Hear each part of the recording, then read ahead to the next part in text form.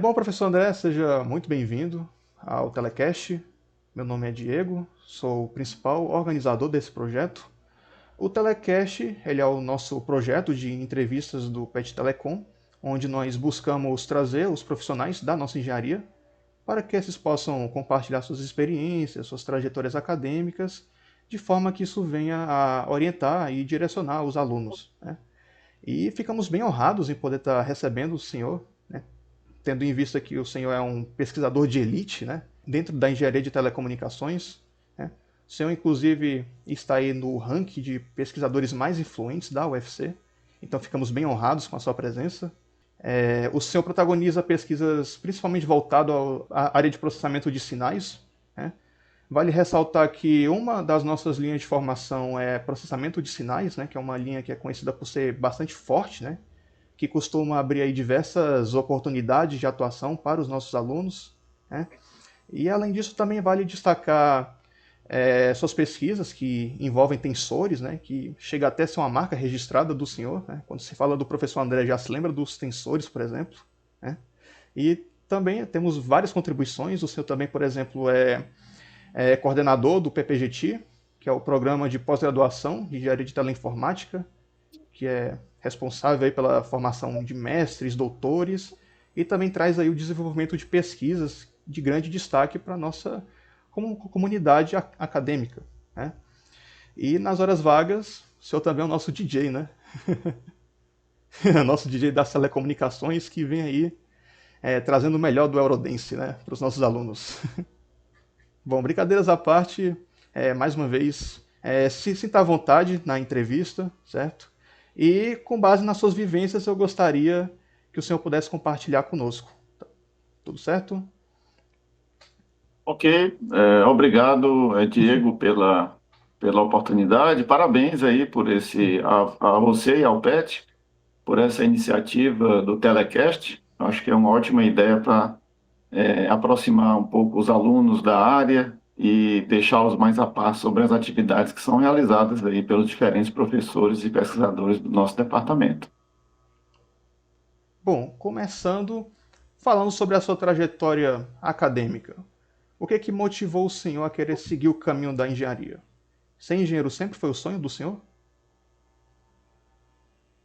A minha história com a engenharia, ela não foi tão, vamos dizer, desde o início, eu não tinha uma grande convicção, né? Ainda na época, claro, há muito tempo atrás, na época em que eu cursava o ensino médio, eu não, eu tinha vamos dizer, uma afinidade, né, com questões mais voltadas à engenharia, mas também à área de computação, né? Então, tive duas oportunidades, uma de fazer um curso de engenharia que na época se chamava informática, né, na Universidade Federal do Piauí, né, e a outra de cursar engenharia elétrica na UFC. Eu optei por vir para a UFC, até porque o curso na época, né, de engenharia elétrica já era um curso, digamos, consolidado, e aí assim eu fiz essa escolha, né, tentando, apostando nessa área.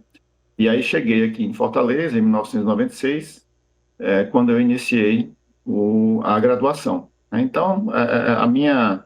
E aí, assim, aí houve um interesse crescente, né? Após aquela turbulência, né, do primeiro ano, que geralmente todos nós passamos, né, em diferentes graus, né, devido à dificuldade natural, eu comecei a me identificar um pouco mais com o curso, né, com as disciplinas mais específicas, e foi aí que surgiu também um pouco o meu interesse por problemas de modelagem matemática, e especificamente mais voltados para a área de telecomunicações. Perfeito. O senhor fez a sua graduação na engenharia elétrica, correto? Exatamente, é como eu falava, entre 1996 e 2001, eu fui aluno de graduação no curso de engenharia elétrica da UFC, com um período fora do país, né, na Espanha, na verdade, onde eu tive a oportunidade de cursar, durante um período de 6 meses, um curso de engenharia de telecomunicações na Universidade de Valladolid. E aí eu acho que esse curso, apesar de não ter sido muito bem sucedido para mim, ele, digamos que deixou uma chama acesa para que quando eu retornasse à engenharia elétrica, como aluno, né, e foi assim que aconteceu. quando eu retornasse, eu então poderia me dedicar a essa área. E aí isso coincidiu também com o meu encontro com alguns professores, né, em particular o professor João César Mota, que hoje é professor aposentado do departamento, mas ainda atua na nossa pós-graduação. E aí ele retornava do seu pós-doutorado na França, e foi aí que houve uma certa aproximação com a área de telecomunicações em processamento de sinais, né? Era esse o foco da pesquisa. E aí, digamos, a minha história com a área das telecomunicações, e mais especificamente processamento de sinais, ela nasceu justamente com esse contato com o professor João César, através de uma bolsa de iniciação científica que eu tive na época. E aí eu levei a minha pesquisa durante, enfim, a segunda metade da graduação, vamos dizer assim, voltada para a área de processamento de sinais, com foco em sistemas de telecomunicações. E foi justamente essa experiência que fez o senhor ir da engenharia elétrica para a engenharia de teleinformática na pós-graduação, correto? Na verdade, é exato. Posso dizer que sim. Há um pequeno fato histórico aí, é que bom, eu terminei a graduação e entrei no curso de mestrado, ainda na engenharia elétrica, mas já atuando na área de telecomunicações. Nessa época, o curso de engenharia elétrica, ele tinha três ênfases diferentes. Se eu não me engano, era eletrônica de potência, informática industrial e telecomunicações, né? Então, eu estava na ênfase de telecomunicações, justamente. E aí o mestrado foi feito ainda no programa de pós-graduação em engenharia elétrica, porém nessa época foi a época que coincidiu com a criação do Departamento de Engenharia de Teleinformática e, quase que ao mesmo tempo, a criação do curso de graduação em Engenharia de Teleinformática, que leva o nome do mesmo departamento, né?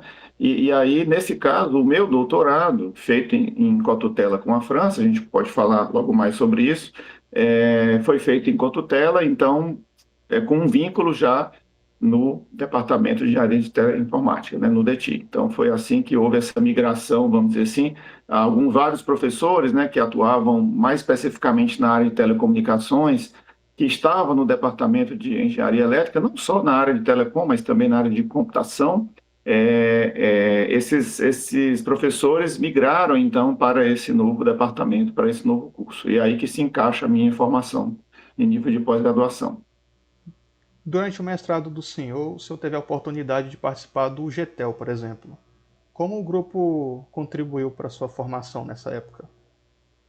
O GTEL, né, o Grupo de Pesquisa em Telecomunicações Sem Fio, é um grupo já bastante consolidado, já tem mais de 25 anos, né, para ser mais preciso, 26 anos de existência. Ele foi fundado em 2000, ainda no Departamento de Engenharia Elétrica, né, e também migrou para o DETI.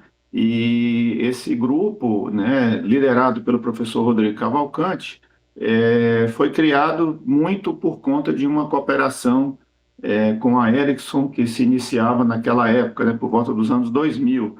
E isso coincidiu justamente com o término da minha graduação, com o início do meu mestrado, e foi quando eu comecei a atuar também no GETEL e dentro dessa colaboração com a Ericsson, né? Hoje em dia o GETEL é um grupo muito consolidado e que faz parte, como vocês todos sabem, do DETI. Certo. E seguindo do mestrado para o doutorado, o senhor teve a oportunidade de um intercâmbio, né? Como no caso da Universidade de Nice. Gostaria que o senhor nos contasse mais sobre a sua experiência no exterior. O meu doutorado foi realizado na Universidade de Nice, na França. Foi um doutorado planejado, cujo planejamento iniciou justamente na época do mestrado, quando eu estava em meados ali do meu mestrado, por conta de uma parceria com um professor, com um pesquisador francês, que atuava no laboratório I3S, né, que faz parte da Universidade de Nice. E o meu doutorado ocorreu entre 2003 e 2007, foi financiado com uma bolsa da CAPES.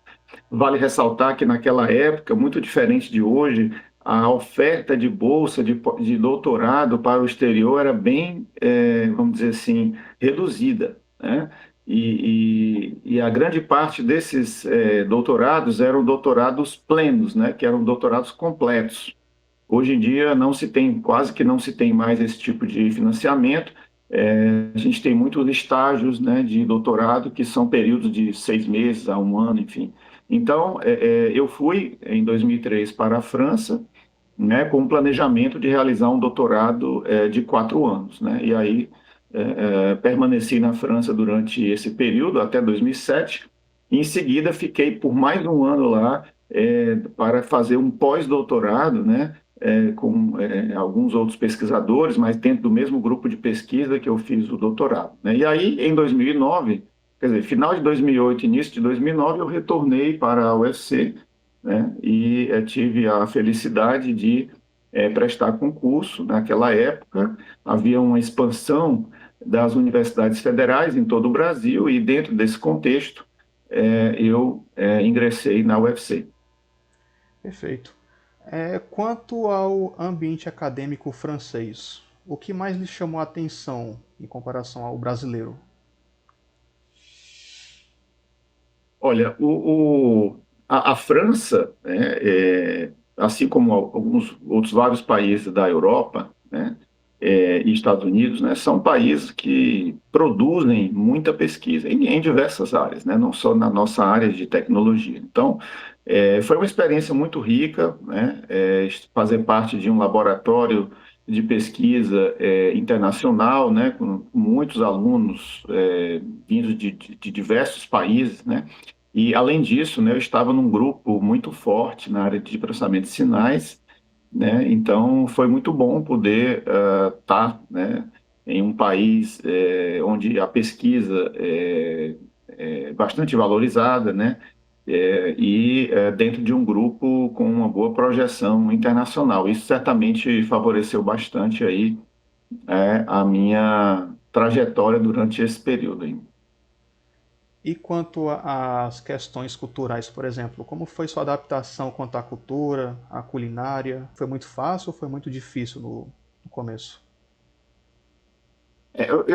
Assim, quando eu fui para a França, assim, foi um pouco de supetão, vamos dizer. Eu só soube que eu iria, né? Só tive realmente a resposta final da CAPES com a aprovação da minha bolsa, já faltando ali, vamos dizer, dois meses, né? Em torno de 2 meses antes do início, né? Então, eu poderia ter me preparado mais, mas acabei não me preparando muito com a questão do idioma, né? Sim. Então, eu tive alguma dificuldade, né, com o francês, com o idioma francês, ao chegar lá, mas nada que fosse, né, que não pudesse ser superado. Talvez 2 ou 3 meses após a minha chegada na França, eu já estava me comunicando bem. Uma coisa importante é que o laboratório de pesquisa no qual eu fazia parte, né, do qual eu fazia parte, tinha essencialmente pesquisadores francófones, né? Então, isso facilitou também, né? Acelerou um pouco a minha interação e acho que ajudou muito a minha inserção na cultura francesa, com a língua também. Você falou de culinária, a culinária não muda muito, assim, né? Claro, a gente lá é uma região do Mediterrâneo, então tem alguns hábitos, vamos dizer, um pouco mais saudáveis, né? Do que o nosso aqui na época, né? Mas para mim eu não vi muitas dificuldades, muitas diferenças. Hoje em dia está muito mais fácil. Naquela época a gente às vezes não achava muitos produtos, vamos dizer, brasileiros, né? Nos mercados de lá, né? Ainda que durante o doutorado eu sempre tinha oferta de produtos, né? Que a gente costuma consumir aqui lá, né, em alguns mercados. Hoje em dia, acho que isso está muito mais comum, então não foi, né, e acho que nem seria uma dificuldade, né, para qualquer aluno interessado em, No digamos, fazer o mesmo Braftec. percurso, né? É, É porque o assunto de intercâmbio ele está sempre em alta, né? Temos muitos alunos, né, que acabam se interessando pelo Braftec, pelo duplo diploma, por exemplo. E para esses alunos, o quão valioso é a experiência do intercâmbio? olha, o intercâmbio, sem dúvida nenhuma, é uma experiência muito boa, né? Independente do foco, né? Se é mais voltado para disciplinas, ensino ou pesquisa, né? O Braftec é um programa já bastante antigo na UFC, né? Inclusive, a UFC foi pioneira, né, no Brasil nesse tipo de cooperação, duplo diploma com as escolas francesas, né? e também o Braftec. O Braftec é uma boa oportunidade, né? O aluno vai cursar, vamos dizer, por um ano, né, salvo engano, cursa algumas disciplinas, e aí ele adquire também a experiência, não é nem só pela disciplina em si, mas é pela experiência, né, pelo aprendizado de você poder estar num país diferente do seu, né, falando um idioma diferente também, tudo isso traz um aprendizado, né, para qualquer aluno, né, independente do programa, né. Além do Braftec, há outras oportunidades também, né, que eu costumo sempre falar para os alunos, né. O Braftec não é a única oportunidade, ela é muito boa, porque ela ocorre na graduação, mas há outras oportunidades também em nível de pós-graduação, né, como as que eu mesmo comentei aqui, de bolsas de estágio de doutorado sanduíche, né? Nós temos vários projetos, né? Não só de meu grupo, mas diversos outros professores possuem projetos com vários países e que esses projetos de pesquisa eles oferecem essas oportunidades de estágio também, mas já no nível de pós-graduação, né? No nível de pesquisa. Então, independente do nível, né? Se é graduação, se é doutorado, sem dúvida nenhuma, esses intercâmbios são oportunidades muito boas para serem acessadas por alunos interessados, né, que tenham realmente interesse nesse crescimento pessoal e profissional. Perfeito. Eu ia justamente perguntar sobre isso, como são as oportunidades de intercâmbio para aqueles na pós-graduação, né? Eu acredito que você também tem oportunidades, né, de participar de mais países, né, por exemplo. Tem a Ericsson na Suécia, tem programas também para a Alemanha, se eu não me engano. Enfim, as oportunidades costumam ser mais amplas, correto? Isso, os grupos de professores, né, mais próximo aqui do meu entorno, né, falando do GTEL, do LASP, de outros laboratórios, mas o que eu posso falar mais é aquilo que eu conheço, né, nós temos vários, né, historicamente, vários projetos, né, com países-chave aí dessa nossa cooperação internacional. Como você citou, a Suécia, né, onde tem a sede da Ericsson, temos também na França, desculpa, lá na França tem várias instituições com as quais a gente mantém colaboração, né, Nice, Lille, Nancy, Paris e outras regiões, né? Na Alemanha, a gente também tem instituições como a Universidade Técnica de Darmstadt, Universidade Técnica de Ilmenau, Munique e outras instituições alemãs que foram parceiras e têm sido parceiras nossas em vários projetos de pesquisa. Então, em todos esses contextos aí, dessas parcerias, os diversos projetos também prevêem, né, sempre tem um acesso à oferta de bolsas para pós-graduação. Essas bolsas, vale lembrar que elas são bolsas de doutorado, elas não são bolsas de mestrado, né? Então, hoje em dia, praticamente não há financiamento para o exterior, né, com bolsa paga por órgão federal, em nível de mestrado, né? Mas eu sempre digo para os alunos, né, que interessados em desenvolver pesquisa de ponta nessa área, que o mestrado ele é uma espécie de transição, né? Inclusive em diversos países da Europa, no sistema de ensino europeu atualmente, o mestrado ele já é feito dentro da graduação, né? Dentro dos 5 anos, né? Então, aqui no Brasil, no nosso sistema, ele ainda é digamos, um período à parte, né? Digamos, e eu sempre considero que como se fosse um sanduíche entre a graduação e o doutorado, né? Então, para mim, o mestrado é uma oportunidade do aluno de se digamos, de ingressar mais fortemente na pesquisa e de se preparar para o doutorado. E eu acho que esse período é muito importante, né? A experiência que eu tenho com meus ex-alunos mostra que um mestrado bem feito é uma ponte muito boa para um estágio no exterior, né? Então fica aí essa mensagem também, não só do professor André, mas do coordenador, né, do PPGET, que às vezes para os alunos que às vezes se perguntam, né, mas por que fazer o mestrado? Ele serve para quê? Então assim, encare ele também como uma ponte de aprendizado que vai lhe dar uma bagagem para que você possa acessar boas oportunidades, não só aqui, mas fora do país, em nível de doutorado. Excelente. Porque isso é uma dúvida, né, que costuma assolar muitos alunos que terminam a graduação, né? Na engenharia de telecomunicações, quando se termina a graduação, você tem dois caminhos. Ou você vai embora, né, e vai direto para o mercado de trabalho, ou você continua na pós-graduação, né, e estuda por mais anos, ou você investe no seu mestrado, no seu doutorado. Então, certamente, o caminho da pós-graduação chega a ser bastante valioso, né, para aqueles que querem uma formação de ponta, correto? Sem dúvida, Diego. E, exato, existe o caminho mais voltado ao mercado, ao empreendedorismo, né?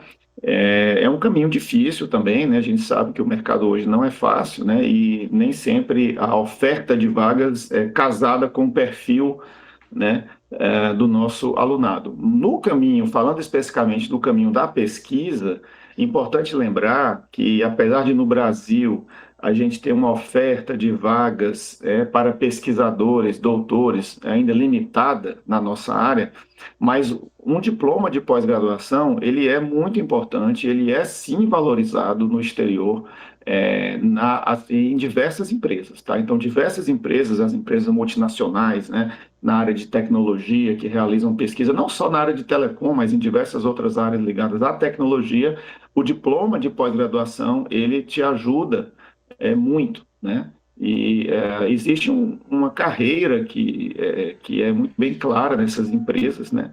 E quando você é, digamos, admitido nessas empresas, né, grandes empresas, né, com diploma de pós-graduação, você já entra num nível, num patamar, digamos, mais alto do que aquele profissional que tem apenas a graduação, né? Então, realmente vale a pena ressaltar isso aí também. Certo. Outra pergunta que eu tenho também, mais por curiosidade, o senhor chegou a ser professor visitante da Universidade de Nice. Aí eu gostaria de saber como foi essa sensação de poder lecionar para uma turma estrangeira. Eu tive por diversas ocasiões, diversos anos aí, desde 2012 até 2024, né, em vários anos, eu atuei como professor visitante, né, um ano sim, um ano não, na Universidade de Nice. Essa minha atuação, embora ela tenha o nome de professor visitante, ela teve um foco maior na pesquisa, tá? Certo. Então, eu não tive contato com grandes turmas, né, com turmas de alunos em nível de graduação, né? Agora, por outro lado, eu ministrei alguns tutoriais e minicursos e dei palestras, né? Sempre tinha participação de alunos, né, de graduação, de pós, né? Então, assim, o que eu posso comentar sobre esse período, e de fato essas minhas estadias como professor visitante, ou pesquisador visitante, foram fundamentais, né, para a consolidação também da área de decomposições tensoriais aplicadas às comunicações sem fio, por exemplo. A gente ampliou aí também o potencial de atração de novos alunos, para esses países, no caso, em particular, para a França, e foram momentos, né, de muito aprendizado também, onde a gente construiu outras parcerias com novos professores lá, e também, digamos, serviu para abrir outros canais aí de oportunidades para novos alunos, né, e para novos estágios e novos projetos, né? Ok. Bom, agora saindo da trajetória acadêmica, vamos falar sobre pesquisa. O senhor é conhecido por pesquisas que envolvem os tensores, né? E eu gostaria de saber como surgiu essa afinidade na área. A minha atuação nessa área de, vamos chamar, processamento tensorial de sinais, ela iniciou justamente durante o doutorado, né? Foi durante esse período que eu tomei contato pela primeira vez com os tensores e desenvolvi a minha tese, né, e a minha pesquisa em cima desse tema, né? Então, isso já faz ali, vamos dizer, acho que quase 15 anos, né? 14 anos em que eu já tive o primeiro contato aí com essa área. E aí, bom, de uma forma muito natural, quando eu retornei do doutorado, na verdade do pós-doutorado da França para o Brasil, haviam vários problemas emergentes em sistemas de comunicações sem fio, como sistemas MIMO, com múltiplas antenas, codificação espaço-temporal, modelagem e estimação de canal, em sistemas de comunicações sem fio, e todos esses problemas eles se encaixavam muito bem, ainda se encaixam bem com uma abordagem tensorial. Então, claro, existem várias formas de se resolver o mesmo problema, né? E o que tem marcado a minha atuação em todo esse tempo é tentando trazer justamente essa ferramenta de modelagem matemática, de otimização, estimação, para problemas reais, para problemas práticos de interesse na área de comunicações sem fio, mais especificamente. Mas não é só nessa área, né? A gente tem, assim, os tensores, eles têm uma vasta aplicabilidade em diversos problemas que transcendem aí até mesmo a engenharia, né? Você tem aplicações, por exemplo, na química, na ciência de dados, estatística, até na matemática pura e aplicada, e diversas outras áreas fazem uso dessas ferramentas. Na verdade, os tensores são ferramentas de modelagem de dados. Então, a gente sabe que dados existem em diversos contextos. Então, daí, assim, a ampla aplicabilidade. Também é importante ressaltar que a modelagem tensorial e a álgebra tensorial, ela é uma espécie de generalização natural da álgebra clássica matricial para, digamos, dimensões maiores do que 2. Então, a gente tem hoje diversos problemas do mundo real cujos dados, ou sinais, ou fenômenos físicos, eles podem ser modelados por estruturas que também, estruturas multidimensionais, onde a álgebra matricial, ela tem a limitação natural, né? Então, um pouco aí do panorama dessa área aí para vocês. E para o aluno de graduação em telecomunicações, o quão importante seria o conhecimento sobre os tensores para a resolução de problemas da nossa engenharia? Reforçando o que eu comentei,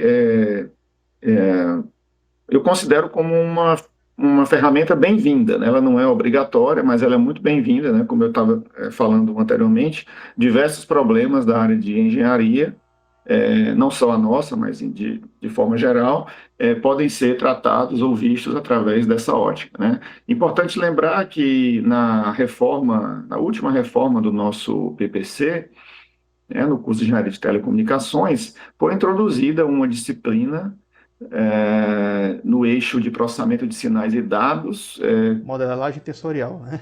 modelagem tensorial que você Sim, fui teve seu aluno. que você cursou recentemente. Sim, Então você pode exatamente. falar e pode comentar também um pouco.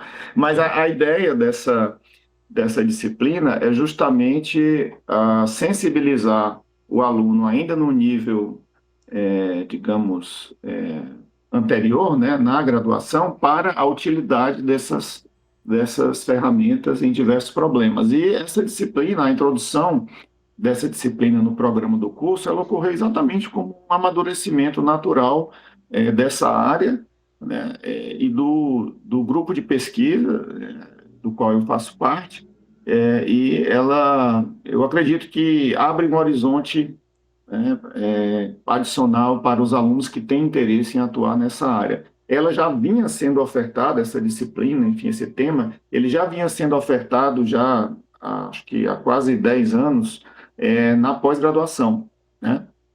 No PPGET. E aí eu tive a ideia de antecipar um pouco, né? Lógico, há uma mudança metodológica na forma como a disciplina ela é lecionada na graduação, né? Comparado a pós, mas a ideia é justamente em trazer um pouco mais cedo, né?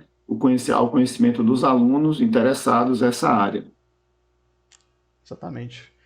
E tensores, apesar de ser um conceito que é muito abstrato de início, uma vez que você começa a estudar, a entender os fundamentos, se torna uma matéria bem intuitiva até, né? Você tendo aí uma boa base algébrica, por exemplo, te ajuda a desenvolver problemas de tensores. E as inovações tecnológicas estão aí, né? E os tensores acabam aí se destacando em algumas delas, né? Podemos citar, por exemplo, ciência de dados, né? Onde as dimensões dos tensores podem ser utilizadas aí, por exemplo, como parâmetros, né? Para você sofisticar a sua análise. Inteligências artificiais também podem ter aí um toque de tensores. Uma vez eu estava vendo, por exemplo, uma IA gerativa que se chama TensorArt, né? Então o nome Tensor não é por acaso. Uma IA que gera ilustrações, vídeos, enfim.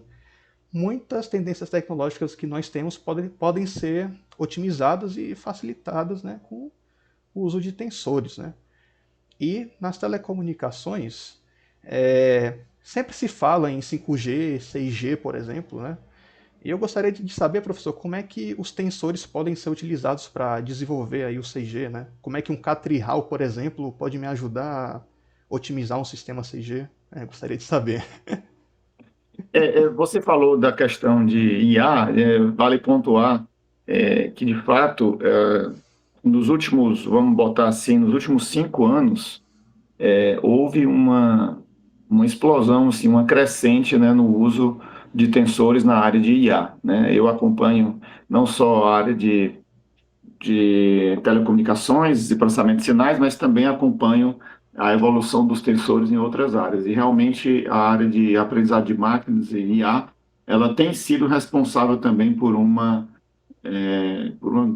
crescimento exponencial do interesse da comunidade científica em geral pela área dos tensores. Mas voltando aí à sua pergunta aí, a questão da aplicação em telecomunicações, em sistemas de próxima geração, né, vamos dizer assim, 6G, eu acredito que, assim como nós mostramos, né, em diversos trabalhos anteriores, né, o potencial dessa ferramenta na modelagem, na solução de problemas voltados para outras gerações, né, como, por exemplo, o 3G, o 4G e o 5G, não será diferente no 6G. Alguns desafios eles se impõem, porque a tecnologia de sexta geração, né, a gente não sabe muito bem ainda o que é que vai ser o 6G, né? Nós estamos exatamente, né, estudando isso atualmente, né?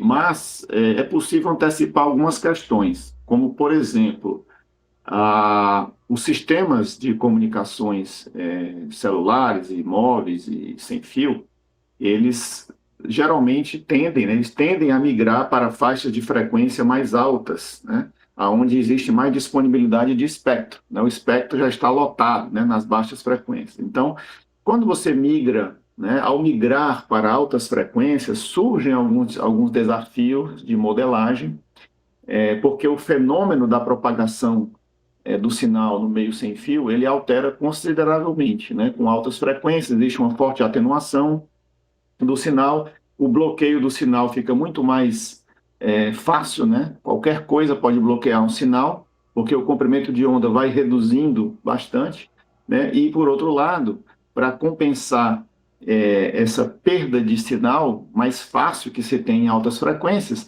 é necessário o uso de um número massivo de sensores, de antenas instaladas nas torres, né? Nas estações base, nos pontos de acesso. E esse fato, né? Ele traz um desafio, né, que é trabalhar com dados de alta dimensionalidade, né, com uma quantidade de informação muito maior, né? E isso faz com que todos aqueles problemas clássicos, né, como, por exemplo, a estimação do canal, a detecção do usuário, do sinal, os próprios algoritmos de otimização da rede, eles têm o desafio de estar lidando com sistemas e problemas de larga escala, né? Então, os tensores podem ser úteis na medida em que eles capturam a multidimensionalidade dos sinais em larga escala e também podem ser utilizados como uma ferramenta para se reduzir a complexidade de problemas de otimização que, resolvidos da forma clássica, representam uma complexidade, às vezes, proibitiva. E as decomposições tensoriais, elas são uma ferramenta que podem, então, digamos, compensar esse gargalo de complexidade na medida em que você consegue quebrar um problema, vamos dizer, muito grande em partes pequenas, né? Há uma perda de desempenho para isso, né? A gente já pode prever, mas existe sempre um compromisso. A gente sabe que a engenharia, você ganha ali e perde lá, né? Então, A ideia é justamente alcançar um bom compromisso entre complexidade, representação desses dados, né, em um cenário que se anuncia mais complexo aí, que é o cenário do CG. Existe toda uma previsão de que já na década de 2030 o 6G já vai chegar aí, né? Sim, a gente pode dizer que aproximadamente a cada 10 anos a gente pula de uma geração para outra, né? E em 2030, né, é a data-alvo para o início do CG. Mas até lá temos aí ainda 4 anos, 4 a 5 anos. Então, assim, atualmente a comunidade internacional, né, as empresas, os órgãos de padronização estão justamente identificando as potenciais tecnologias, né, os compromissos, e há muita pesquisa sendo feita nessa área, exatamente no sentido de poder compreender melhor essas novas tecnologias, como, por exemplo, aí eu destaco as superfícies reconfiguráveis inteligentes, também os sistemas integrados de sensoriamento e comunicação, comunicações não terrestres ou satelitais, né? Então, esses termos aí são termos que estão sendo muito estudados nessas tecnologias, e a integração entre elas, né, em uma rede de acesso única, isso está sendo muito estudado atualmente, né? E a gente tem aí ainda um caminhozinho a percorrer até ver isso se transformar em realidade, né? E quanto aos projetos de pesquisa que o senhor vem desenvolvendo ao longo da sua formação, qual seria o projeto que o senhor considera o maior diferencial na sua carreira? Um projeto que o senhor se orgulha até hoje, por exemplo? Olha, foram muitos projetos, né? São... Realmente difícil de escolher. Porque assim, Diego, os projetos eles têm objetivos diferentes, né? A composição desses projetos também muda. Alguns projetos são mais curtos, outros mais longos. Mas assim, já que você me pediu para escolher um, né? Eu destacaria não só um projeto, mas o programa de projetos que o GTEL tem com a Ericsson, né? Por quê? Porque ele é um programa que é bastante longevo, né? Ele se iniciou em 2000, né? Ainda quando a gente estava na segunda geração, né, das comunicações celulares, e aí ele atravessou toda essa evolução, né? Então, diversos projetos em sequência. Então, assim, como é uma cooperação que já dura bastante tempo, na qual eu atuei, né, desde o início eu tenho atuado, então já são aí mais de 25 anos atuando, eu destaco esse como certamente um projeto, ou um programa, né, de projetos relevante, porque justamente ele alia pesquisa científica mais fundamental e aplicada com aplicação industrial, né? Então, ele reúne ali todos aqueles ingredientes, né, que a gente busca. Mas, claro, eu poderia também mencionar os outros vários projetos que nós tivemos de cooperação internacional, né, com a França e com a Alemanha, que são os dois países que... E aí já são projetos mais acadêmicos, né, que envolvem a formação de alunos também, estágios, como a gente vinha falando no começo, tá? Mas é isso, eu acho que cada projeto ele tem uma particularidade, né? Eu dei esse destaque aí a esse programa de projetos com a Ericsson pela sua abrangência, né? Pela sua longevidade, né? E pelo número de pesquisadores que já foram formados, né? Durante todos esses anos, né? E eu me incluo também nessa leva. Bom, continuando, né, nesses desenvolvimentos de pesquisas, o senhor também foi responsável pela criação do LASP, correto? O Laboratório de Sim. Processamento de Sinais. E eu gostaria de saber como foi o processo em fundar esse laboratório, que inclusive foi reformado recentemente. Isso, o LASP foi um laboratório criado recentemente, né, em meados de 2025, justamente em concomitância com um grande projeto que eu coordeno, um projeto INCT, né, os Institutos Nacionais de Ciência e Tecnologia, que são projetos de grande porte, geralmente em rede de colaboração com várias instituições, e assim, o LASP foi criado também com o intuito de abrigar o projeto INCT e também atender a uma expansão natural das linhas de pesquisa dos nossos grupos, orientadas aí ao processamento de sinais e suas diversas aplicações, né, não só em telecomunicações, mas também em análise de dados, meio ambiente, segurança, monitoramento, né? Então, existem várias aplicações úteis aí que são, na verdade, fazem parte dos objetivos do projeto INCT, e o LASP foi reformado, né, através, né, da junção de duas antigas salas do laboratório em um espaço comum, e atualmente o principal projeto do LASP, como eu comentei, é o projeto INCT, né? Mas o laboratório está aberto aí a outros projetos que possam vir a surgir, outras cooperações também. A gente tem uma estrutura boa, contando com a sala de trabalho, a gente tem 16 postos de trabalho, onde atuam alunos de graduação, mestrado, doutorado, alguns pesquisadores de pós-doc, né? E a gente tem a perspectiva de incrementar a partir desse ano a parte experimental, né? Que esse é um outro foco do laboratório, e também vem justamente com o projeto INCT. Então, um dos próximos passos vai ser justamente ampliar o potencial experimental, né, do LASP, né? Então, a gente acha que isso vai complementar bastante as nossas pesquisas e também oferecer oportunidades para novos jovens pesquisadores nessas áreas. Oportunidade de pesquisa chega a ser um fator diferencial na carreira de qualquer aluno de graduação, por exemplo. Muitos dos nossos professores reforçam, né, a importância da iniciação científica. E eu gostaria de saber, professor, o que é que o aluno precisa para iniciar em um projeto junto com o senhor?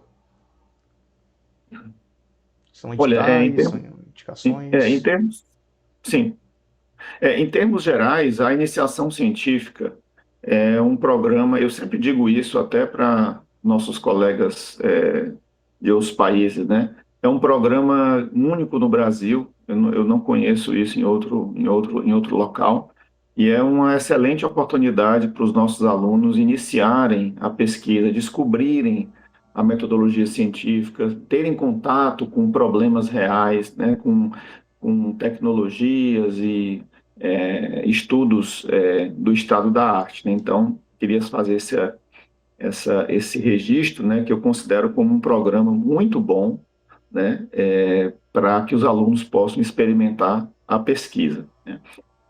E geralmente, né, quando eu olho para os meus alunos, meus ex-alunos, né, dentre os melhores alunos, né, que tiveram mais êxito após a sua pós-graduação, não só após, mas durante a pós-graduação e também olhando para a carreira profissional, dentre esses alunos eu identifico aqueles que tiveram um acesso, que iniciaram a iniciação científica, que iniciaram cedo nesse programa, né? Então fica também aí a minha forte recomendação para que os alunos interessados, né, em realizar novos estudos e novas pesquisas, né, nas diferentes áreas, não só nas que eu atuo, mas os diversos outros professores do nosso departamento, do nosso curso, que procurem se inteirar sobre essas possibilidades. É claro que há alguns critérios, né? A gente tenta selecionar os alunos, existem alguns critérios também associados ao mérito acadêmico do aluno, né? Mas não esqueçam dessa oportunidade, que eu considero ela muito valiosa, né? E, mais especificamente, no meu caso, bom, eu estou sempre aberto, claro, a receber alunos, né, para trabalhar nessas diversas temáticas que eu comentei aqui, né? A gente costuma fazer semestralmente, ou pelo menos uma vez por ano, a gente faz algum anúncio para selecionar os alunos. Existe esse programa institucional de bolsas da UFC, que todo ano ele ocorre anualmente ali, né, acho que, se eu não me engano, agora nesse primeiro semestre, né? Então, a gente está sempre na busca de bons alunos interessados em desenvolver um trabalho sério, né? E também interessados em conhecer, em aprender, né? Em entrar na área de pesquisa. E além das oportunidades de pesquisa, também temos as oportunidades de grupos de estudos, correto? O senhor, uma época, por exemplo, já chegou a desenvolver um grupo de estudos voltados para tensores, né? Esse grupo ainda se encontra disponível ou acabou ficando no stand-by? Bom, quanto ao grupo de estudos, essa é uma iniciativa que nós fizemos algumas vezes, né? Já, acho que já faz alguns anos que a gente faz, pelo menos uma vez por ano, a gente reúne, faz um anúncio, reúne um grupo de alunos interessados em, digamos, aprofundar mais e preencher algumas lacunas de formação que é muito natural a gente ter, né, os alunos terem. Então, a ideia do grupo de estudos é justamente reunir esses alunos interessados e complementar um pouco a base de conhecimento, principalmente com foco voltado à álgebra, né? Então, e a gente e aí preparar os alunos para que eles possam encarar problemas de otimização, até mesmo a questão das decomposições tensoriais, que requerem também uma boa base em álgebra, né? Então, esse é o objetivo. Em relação a quando a gente vai oferecer, eu ainda não tenho essa data na minha mente, mas certamente esse ano a gente pretende criar um grupo, enfim, voltar a reunir esse grupo de estudos aí, talvez num horário que possa acomodar mais os alunos ali entre 1 e 2 horas, né? Como eu falei, é um trabalho voluntário, espontâneo, quem quiser se somar a ele para, digamos, aprender um pouco, né? E essa é uma forma também da gente identificar aqueles alunos interessados em prosseguir, né, com a pesquisa e se aprofundar nos diversos tópicos, tá? Ok? Então ficamos aí no aguardo para esse novo grupo, né? Bom, Sim. quanto às trilhas de aprendizado que o nosso curso apresenta, né? Ao todo são três. Temos a trilha de fotônica, voltado para as pesquisas quânticas, rede de comunicações, né, que é a parte de redes propriamente dita, né? E processamento de sinais, que é a área onde o senhor predomina. Se o senhor, por exemplo, encontra um aluno que ainda está indeciso quanto à área, né, de atuação que ele quer ir para a engenharia de telecomunicações, como o senhor aconselharia esse aluno a seguir no processamento de sinais? A área de telecomunicações, ela tem, de fato, diversas vertentes, né? Você tem a área de eletromagnetismo, a área de antenas, né, que está um pouco mais voltada, enfim, ao eletromagnetismo. Tem também a área de redes, de protocolos, tá? Existe, enfim, uma série de especializações, né, vamos dizer assim, diferentes, né? O processamento de sinais é a área na qual eu atuo. Eu digo assim, é uma área para quem gosta de trabalhar com dados, né? De transformações nesses dados, para quem tem interesse em entender melhor os fenômenos físicos que estão por trás da modelagem desses dados e trabalhar com problemas que envolvem modelagem matemática. Então, tem que gostar um pouquinho de matemática, tem que gostar um pouquinho de álgebra, mas evidentemente sem perder o foco de aplicações, né? Um aspecto muito marcante é, das nossas equipes de pesquisa aqui, que trabalham mais próximo de mim, por exemplo, é justamente não perder o foco da aplicação final, né? Não é fazer processamento de sinais por fazer processamento de sinais, né? Mas também entender aonde é que ele pode ser útil, né? Em que tipo de problemas ele pode resolver, né? Então, a gente nunca perde o foco da aplicação, né? Então, a minha consideração sobre isso é justamente, de um lado daquela balança, você tem ali as ferramentas que são necessárias para a resolução de problemas, otimização, álgebra, tensores e muitas outras, e de outro lado, os problemas reais ou os problemas concretos que se pretende resolver, né? E o processamento de sinais, ele é justamente uma ponte, né, entre esses dois lados, né? Então, é um pouco do que eu poderia falar sobre essa área. E vale ressaltar também que a linha de processamento de sinais é a que abrange as principais tecnologias da nossa área. Podemos destacar, por exemplo, os drones, os dispositivos inteligentes, dispositivos que reconhecem a voz, como Alexa, Echo Dot, enfim. Praticamente muitas tecnologias que estão à nossa volta têm esse toque aí da área de processamento de sinais. E é de se esperar que seja uma área que realmente cresça, né, ao decorrer dos avanços tecnológicos. Sem dúvida, o processamento de sinais está presente hoje em dia em tudo que a gente utiliza, qualquer equipamento eletrônico, né? Dentro dos computadores, dos nossos tablets, também das estações radiobase, nas comunicações celulares, está embarcado lá nos satélites que estão transmitindo a imagem ou fazendo o sensoriamento do meio ambiente, está embutido nos diversos sensores de IoT que a gente tem hoje. Então, qualquer dispositivo hoje em dia que trabalha justamente com processamento digital, né, com tecnologias digitais, tem processamento de sinais dentro. Né? Isso é importante realmente, como você falou, deixar claro. Né? E não vai acabar tão cedo, né? A tecnologia está sempre evoluindo, né? E agora com essa convergência também com a inteligência artificial, né? Existem muitos problemas que estão nessa fronteira, né? Dessas duas áreas, né? Da junção do processamento do sinal mais clássico, né? Você falou aí de, por exemplo, reconhecimento de voz, né? Esse é um problema muito ilustrativo que une justamente o processamento do sinal com a inteligência artificial, né? E diversos outros problemas que a gente nem imagina hoje que vão surgir no futuro vão certamente fazer uso dessas técnicas. Né? Uma tecnologia que vem me chamando muita atenção é a de carros autônomos. O senhor já chegou a ver sobre isso? A ideia de carros que dirigem sem a necessidade de um condutor, é tudo controlado à base de sensores, sensores que já mapeiam o tráfego do carro, sensores que já identificam, por exemplo, veículos próximos para não ter riscos de acidentes. Né? É uma tecnologia que parece muito que saiu da ficção, né? Mas é de se esperar que futuramente temos aí, né? Carros autônomos. É, é a ficção que virou realidade, né? Assim como Exatamente. outras coisas que a gente via nos filmes, né? Uhum. E que hoje em dia é uma realidade. Os carros autônomos, por exemplo, em algumas cidades norte-americanas, e eu posso citar o caso de São Francisco, que eu tive lá ano passado, quando fui para um congresso, e eu vi na rua diversos táxis, né? Sistemas de como se fosse um Uber, né?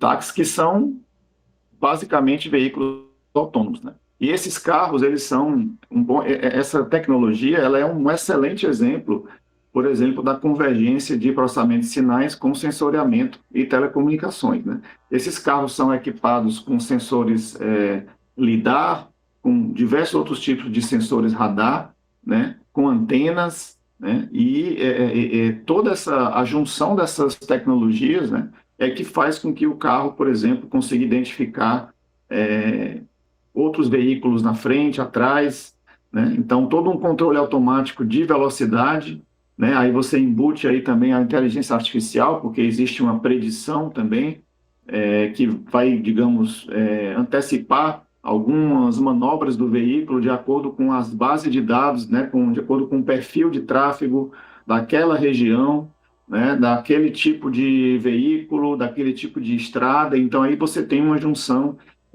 de processamento de sinais, de telecomunicações, de IA, tudo isso, né, em prol, né, digamos assim, de uma evolução no conceito que a gente tem hoje de carro, né? É claro que essa tecnologia, ela ainda é muito seminal, né? Ela é muito inicial, por exemplo, esses táxis em São Francisco, esse é um projeto muito recente, né?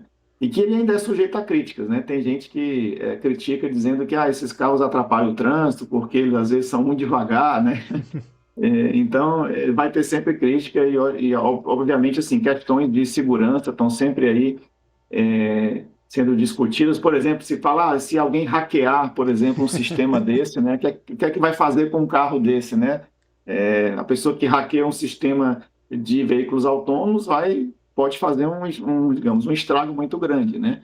Então, é importante mencionar também toda a questão da segurança, né? Hoje em dia, a cibersegurança, né? Uma área também importantíssima que visa justamente proteger esses sistemas para que eles possam operar livres de ameaças, né, digitais, né?